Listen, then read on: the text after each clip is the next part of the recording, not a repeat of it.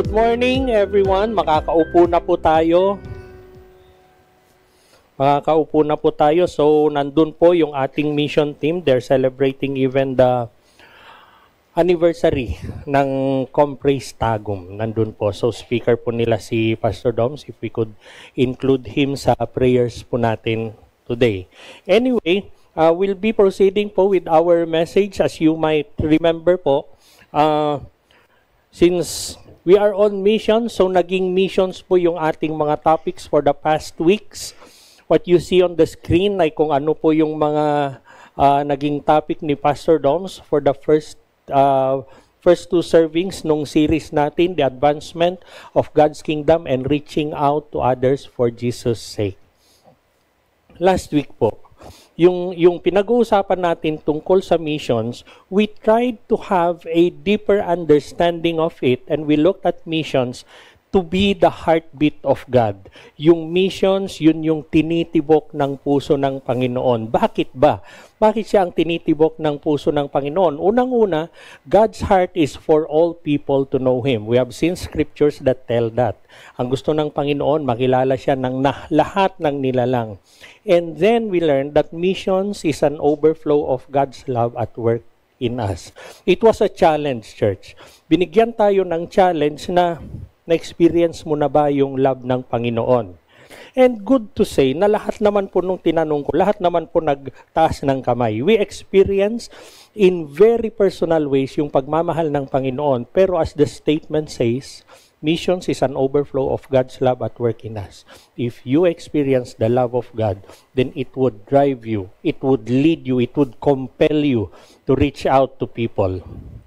Unless you're reaching out, then hindi mo pa nararanasan yung pagmamahal ng Panginoon. And then, missions reflect God's kingdom on earth. Sabi nga natin, we looked at two scriptures.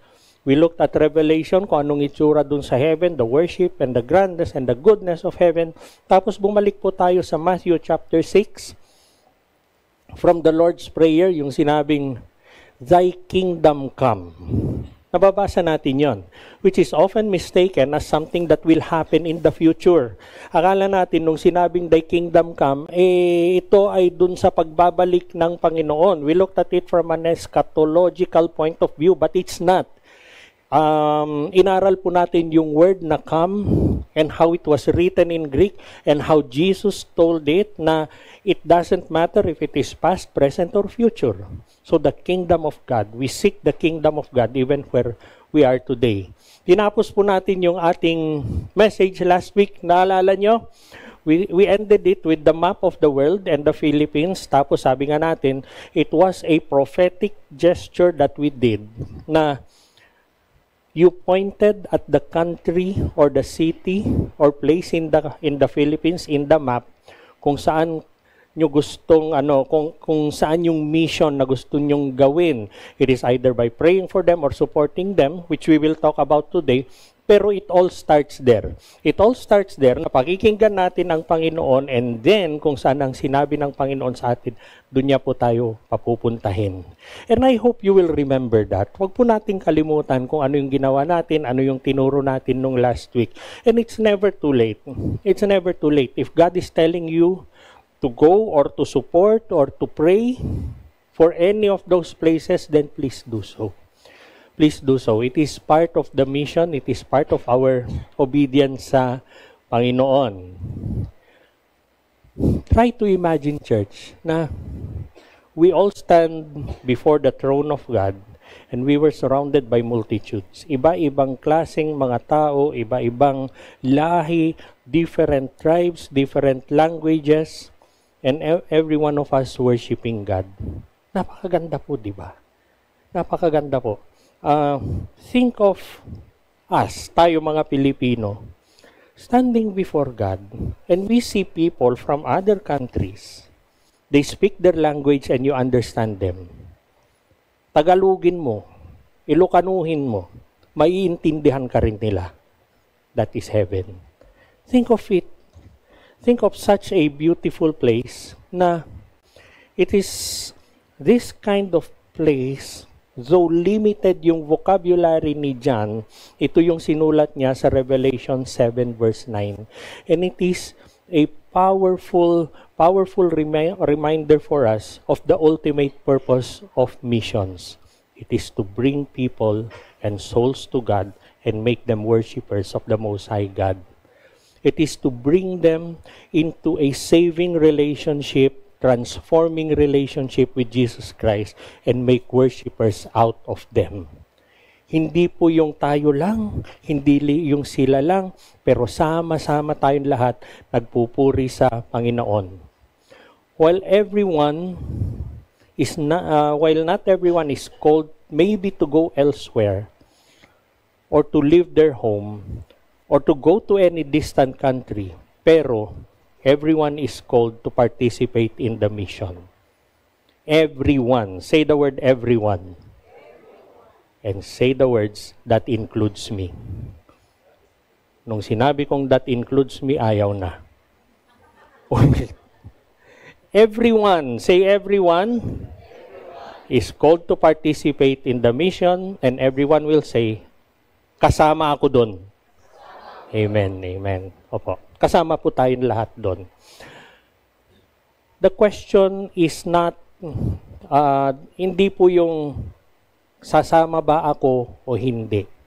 Pero ang tanong po and ang encouragement po natin ay, how can I be involved in the missions? How can I be involved? Daming mga pumupunta, ang daming nasa Mindanao ngayon. Ba't tayo naiwan dito? Are we not part of that? Are we not part of that? So yung pag-uusapan natin ngayon, yung topic natin last week, isasagad natin sa lupa yan kung paano natin magagawa. Lord, sige na. Okay, I'm part of that. Kasama ako doon. And the next question is, Lord, paano? Paano po mangyayari yan? So we will be talking today about praying, going, and supporting the missions. Praying, going, and supporting the missions. How can we put our commitment into practice? Gusto po natin gawin yon. Tama ba? Gusto natin gawin yon. Amen po ba? We want to do that. Why not? Why not, di ba? Kasi in the end, dito rin naman yung sinasabi natin para kay Lord. Papuri kay Lord yan. So we will pray, we will go, we will support. Una is to pray. Bakit? Prayer is the foundation of missions. Saan nanggaling yan? Matthew 9. We know this. Ilang beses na po nating pinag-usapan. Matthew 9:37 and 38, then he said to his disciples, the harvest, remember, it's Jesus speaking. The harvest is plentiful, but the laborers are few. And Jesus, the King of Kings, is telling us to pray earnestly to the Lord of the harvest to send out laborers into His harvest. It could have been so easy para kay Jesus na mag-assign. Sige, punta ka dun, punta ka dito, punta ka dun. But why is it na yung kataas-taasang Diyos, siya pa ang magsasabi sa atin na magdasal kayo. Magdasal kayo. Pray to the Lord of the harvest. Pray earnestly, sabi nga niya it is Jesus who is telling us to pray. Somebody who has all the power in His hands to send workers, but He tells us to pray. Bakit? Kasi He wants us to be part of the mission. He wants us to be part of it. Yung ginawa natin, nagdasal tayo kanina, that is being part of the mission. Pinagdasal natin. Last week, we pointed at the world map, we pointed at the Philippines, that is praying. And mind you, huwag niyo pong kalimutan yung explanation natin nung last week, if somebody gets saved. Remember, nasa Mindanao sila ngayon? We prayed for them. If somebody gets saved, you're part of that effort. What would that mean? Yung mga nandun on the field, di ba sabi sa Bible, if somebody gets saved through you, meron kang crown. Tama, di ba? But each of us who prayed today, if somebody gets saved there, each of you will have crowns. All of us. All of us meron po yan. Come someday, nandun ka sa harap ng Panginoon, then somebody from Uzbekistan comes to you. I am here today because of you. Paano nangyari yun? Because one time in your life, you prayed for me. And there would be that crown that you would be offering to Jesus Christ, Lord, sa nanggaling lahat yung crown na yan. Pinagdasal mo isang bansa di kung sino yung masave sa bansang yun, kasama ka doon. That's how it works.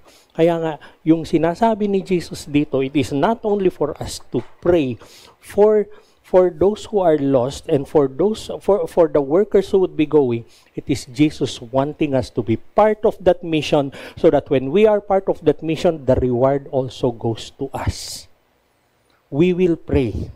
We will pray, church. In-emphasize ni Jesus na kailangan magdasal. He instructed His disciples to pray for more workers for the harvest. Prayer is not something passive.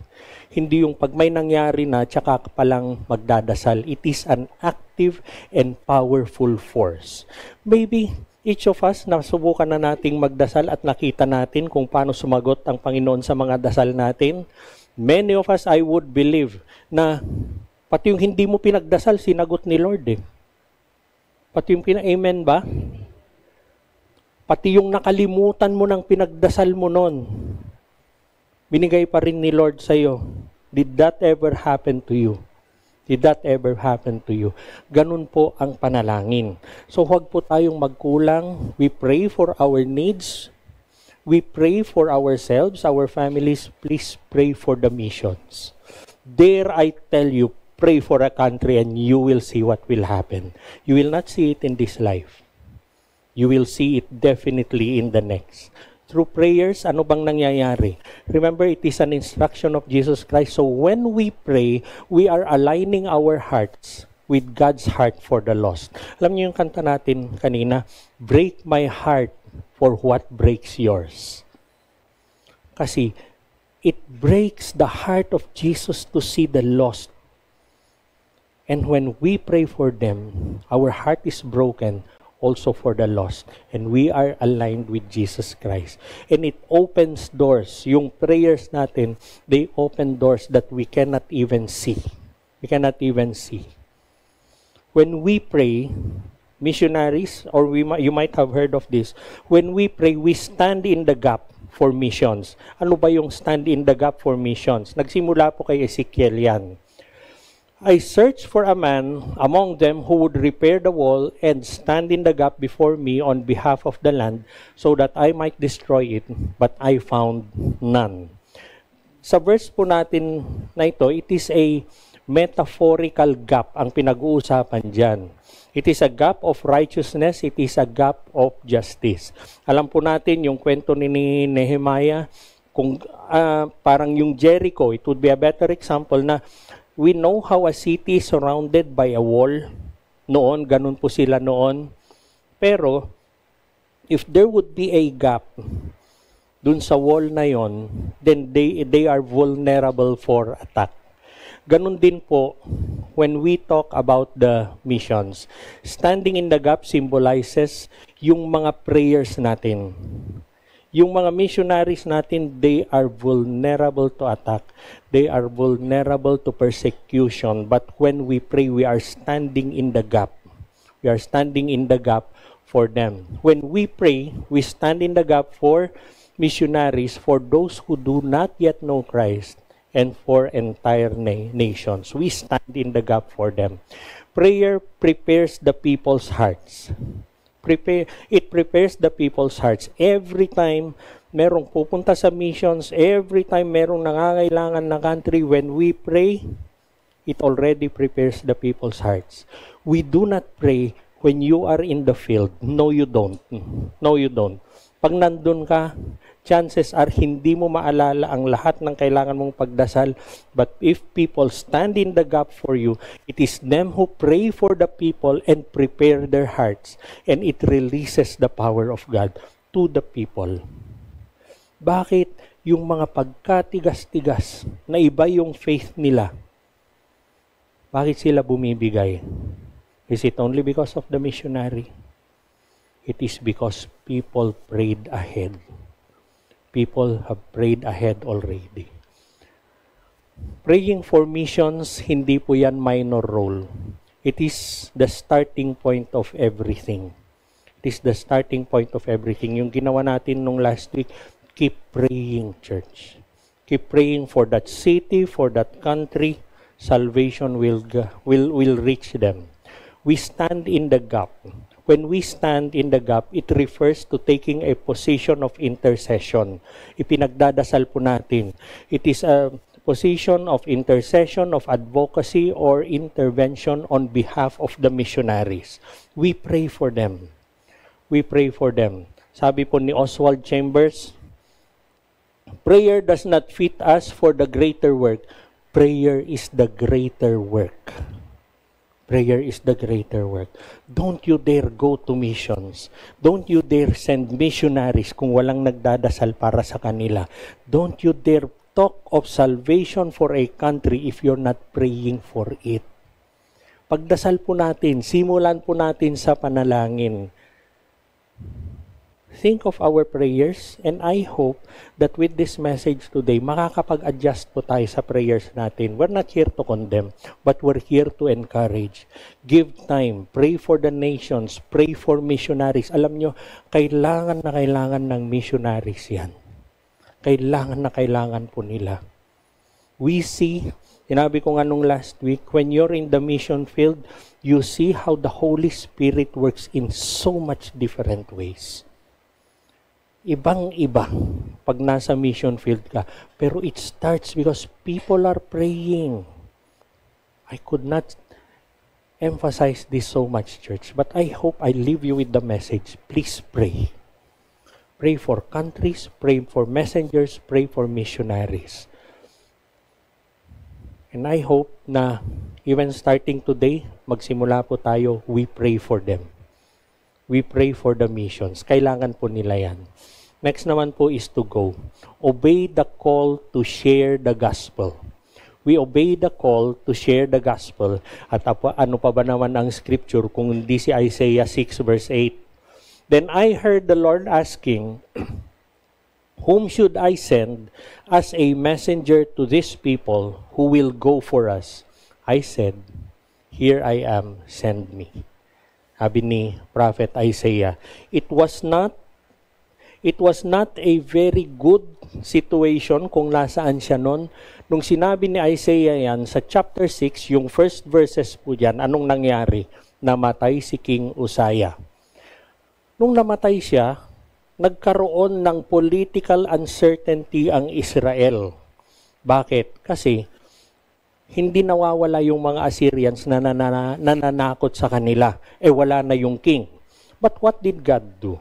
Dun sa verses 1 to 4, yung simula po niyan, pinakita ni God, He gave Isaiah a picture of holiness. Ito yung nababasa natin, yung sinabi na Isaiah na, Holy, holy is the Lord God of heaven's armies, the whole earth is filled with His glory. In a very critical situation, at a time na pwede silang lusubin ng mga Assyrians, pinakita ni God kung ano ang holiness kay Isaiah. And then, nag-respond si Isaiah with that holiness. Ano yung response niya? Nakita niya kung gaano siya makasalanan. Think of the mission field. Think of the mission field and all of the threats that are in the mission field. And then, na-realize ni Isaiah what sin is. Na-realize niya the need for God. And then God asked him, who shall I send? It is not sending them for vacation. It is not sending them to a very beautiful place. It is sending them to a battlefield. It is sending them where death is imminent. And then, ano ang sagot ni Isaiah? Send me. Church, will you give that response to God? Pag sinabi ni God, dito ka, pupunta ka ba? Or ikaw yung sasagot, Lord, wag na lang. Si Mel na lang. Lord, wag na lang, mas matapang si Kim. Siya na lang. Or will you tell God, send me? Doon po sa class namin ng mission sa SOM, I have given them detail upon detail kung ano yung threat sa mission field. It is dangerous, but we still go. Story upon story, maski maghapon po kami magkwentuhan, marami akong kwento kung ano yung mga pangyayari sa mission field. We study the lives of missionaries. Some have become martyrs, but people still go. Why? Because of the call of Jesus Christ. Why? Because it is an overflow of the love that you have for Jesus Christ. Whenever you face those threats, whenever you go to the mission field, think of the cross. Panginoon, kung yan nakayanan mo gawin para sa akin, ano ba naman to? Ano ba naman to?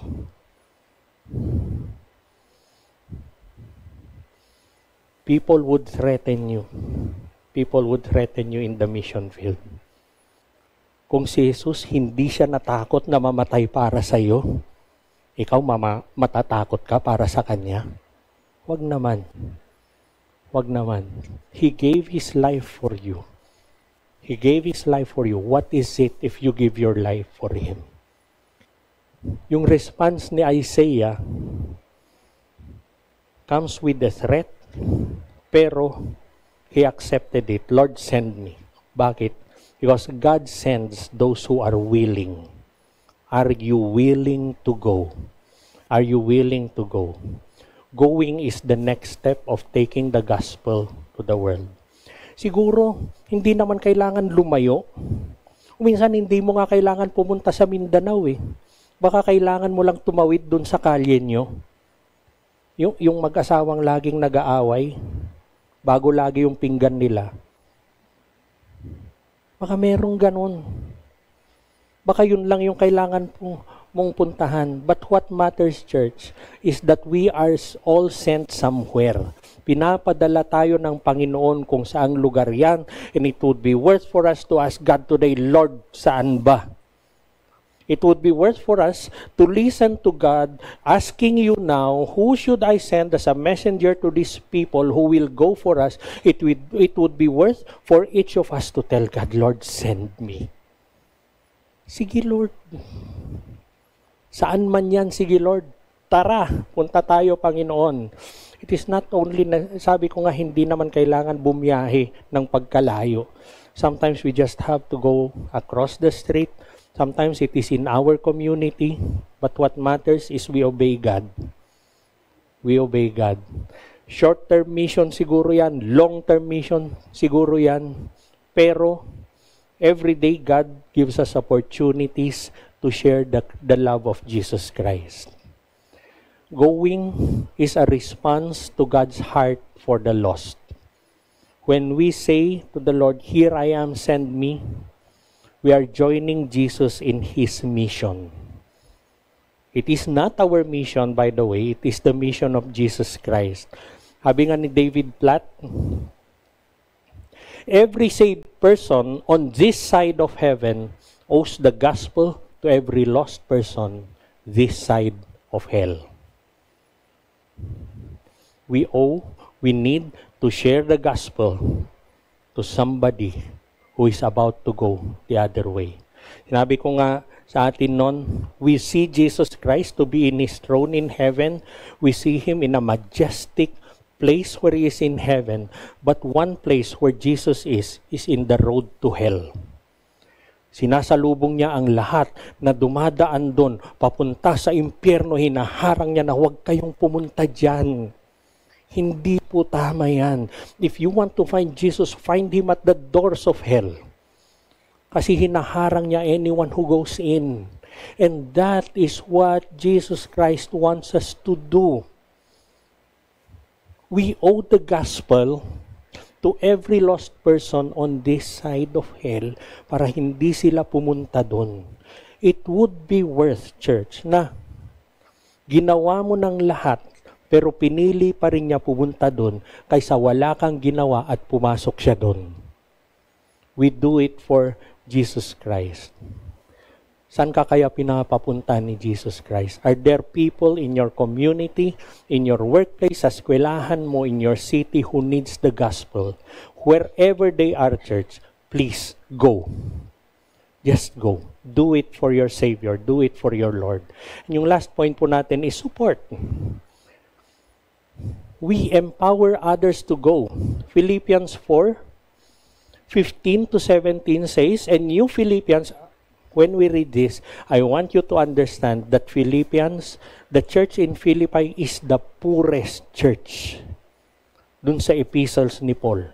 Naghihirap, sobra-sobra silang naghihirap, and ano ang sinabi ni Paul sa kanya?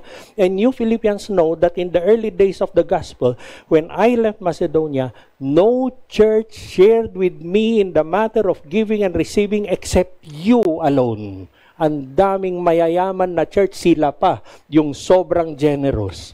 And then, for even in Thessalonica, you sent gifts for my need several times. Bigay pa rin sila ng bigay. And then, verse 17, not that I seek the gift, but I seek the profit that is increasing to your account. Anong pinag-uusapan ni Jesus dito? Yung mga tulong nyo sa akin, investment yan. Kikita yan. Hindi ko pababayaan yan. Kaya nga nababasa natin sa Corinthians, your labor in the Lord is not in vain. Nakikita niya po lahat. Every prayer that you do. Every prayer. Maski 30 seconds na prayer lang yan, narinig ni Jesus yon. Ayan no. There is an increase in your account. You want treasures in heaven, ito po yun. Ito po yan. Not everyone might be called to go. Maybe not. Not everyone might be called to go, but everyone can support. Amen. We can always support. Supporting missions through giving is a powerful way of partnering with the works of God. Very encouraging ito kasi sa lahat ng pinagsabihan ni Paul ito, sa Philippian church pa. Yung church na naghihirap talaga, pero sila pa yung bigay ng bigay sa Panginoon. Missionaries rely on the support that is given to them. Many missionaries, they have given up kung ano po yung trabaho nila. They have given up kung ano yung trabaho nila. Ang lalaki ng mga sweldo nila, pero they gave it up for the missions. They gave it up for serving God.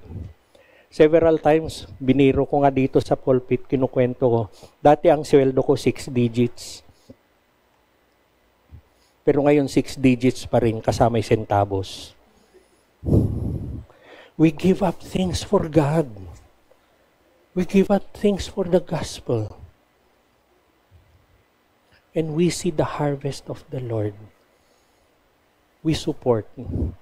And hindi po pinapabayaan ng Panginoon kung ano yung binibigay po natin.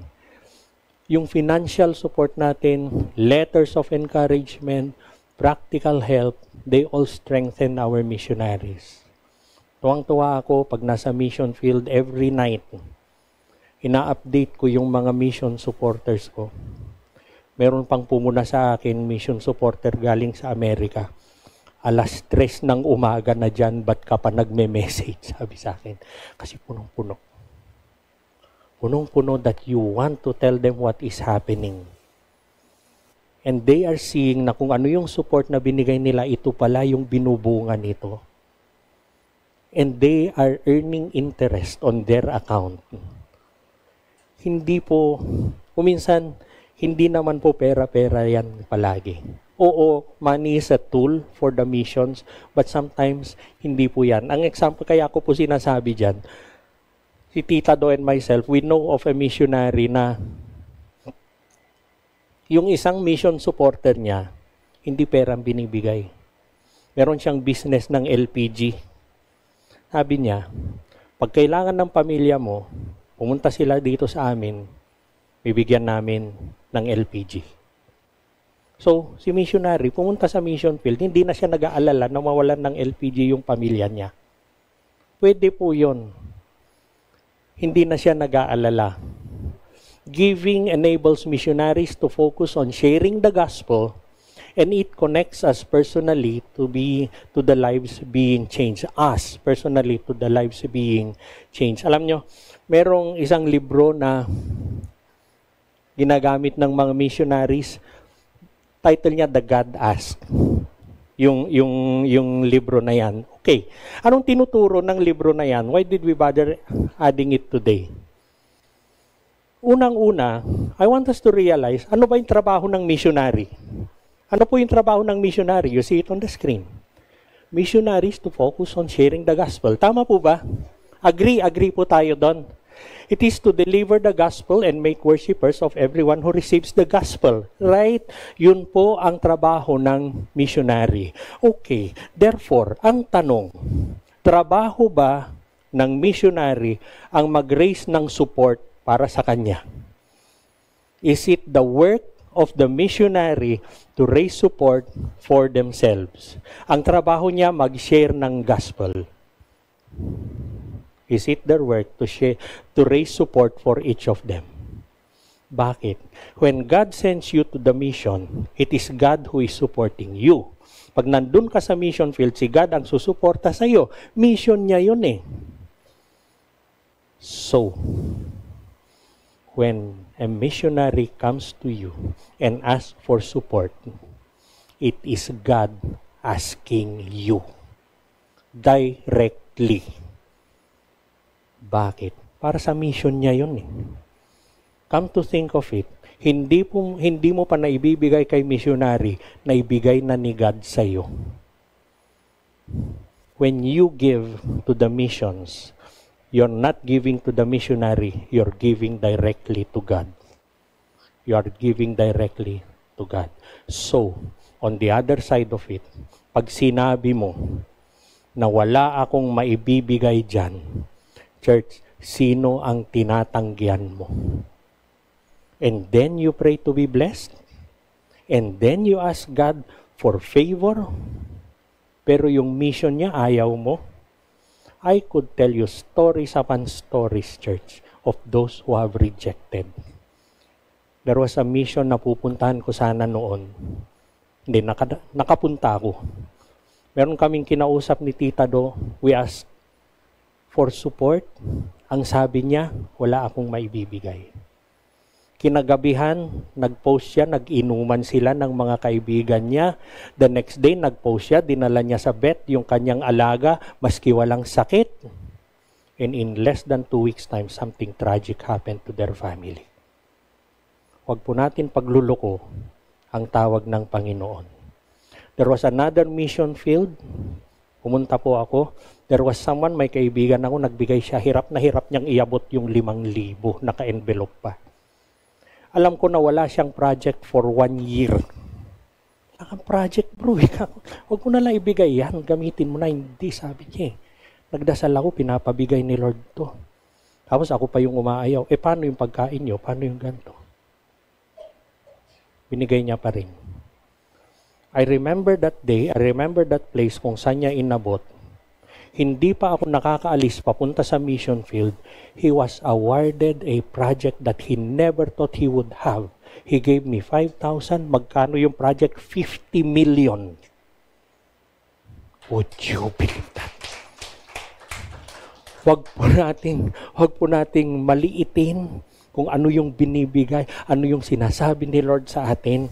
When He asks us, when a missionary asks you, when you give to the missions, it is to God whom you are giving.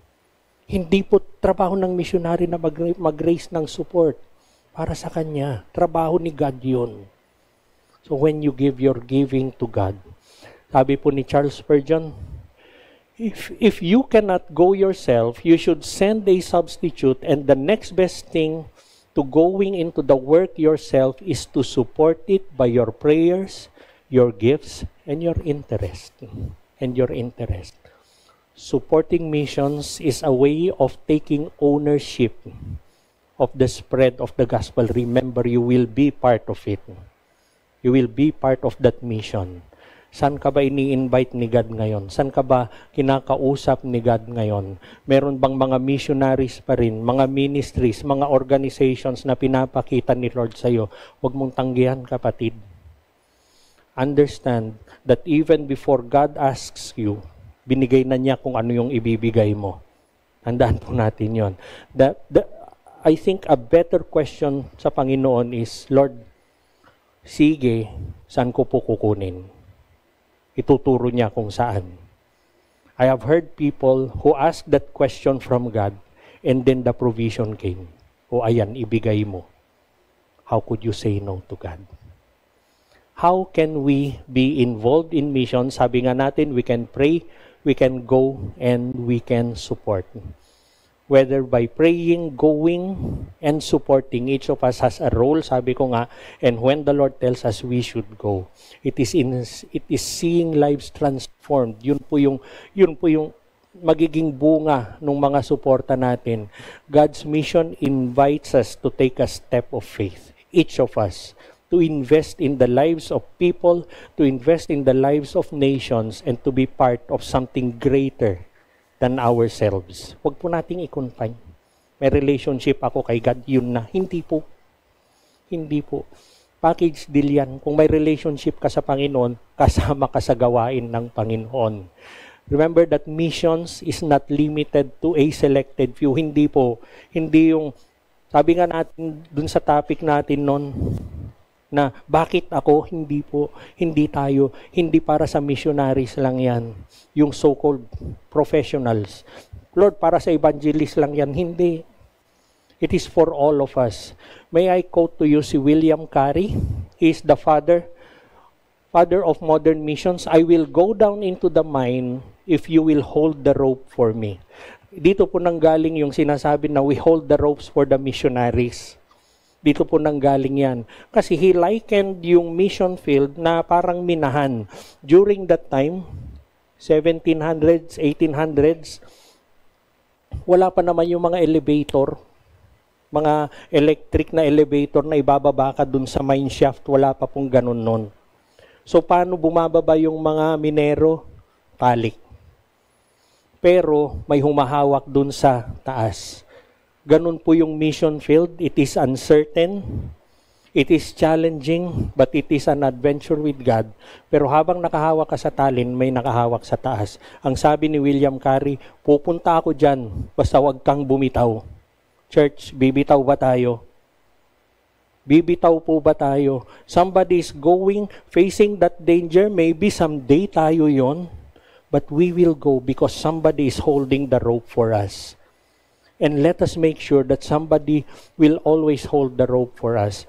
Pero this one, yung principle behind this, it highlights the partnership that we have between the missionary, the mission field, and the one who holds the rope. Napakahalaga po yun. Walang humahawak, babagsak. Walang pupunta, wala ring silbi yung humahawak. But there is always that mine shaft. And remember the mine shaft. If it is successful, there is gold. There will always be gold. Kaya nga dun sa Philippians, yung sinabing, work out your salvation. Bakit? Because Philippi is a mining town. Anong ibig sabihin nun? The gold is inside and we have to work it out. Being part of the missions is bringing out the gold. Bringing out the gold, bringing out the crown. It calls us to pray, to go, and to support. As we close, church, it is an invitation for us to partake of the missions. We talked about the missions last week. Ngayon, pinakita po natin paano nga ba. Is God calling you to the missions today? Why don't you take that step? You could pray, you could go, you could support those who are in the field. Pero anuman po yon, we embrace the opportunity. Huwag po tayong bibitaw. Let us be people who carry the love of Jesus Christ and His message to the world, bringing light and hope wherever He leads us. Somebody said, the gospel is only good news if it gets there on time. Wag po nating pabayaan, huli na ang lahat. Pero we bring the gospel and we bring it on time. Let us say yes to God as He calls us into the mission today. Church, may I invite you to stand habang aangantahin po.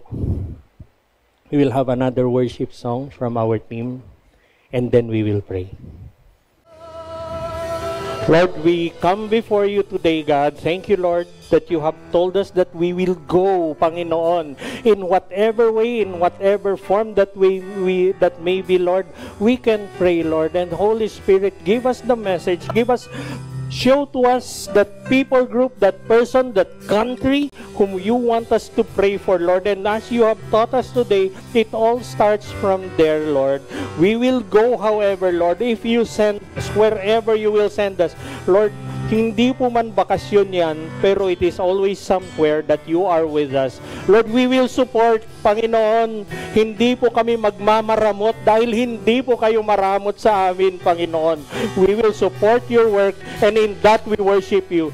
Thank you, Lord, for everyone whom you have talked to today and you have convicted today. We will go in Jesus' name. Amen. Come on, church, let's sing this one more time and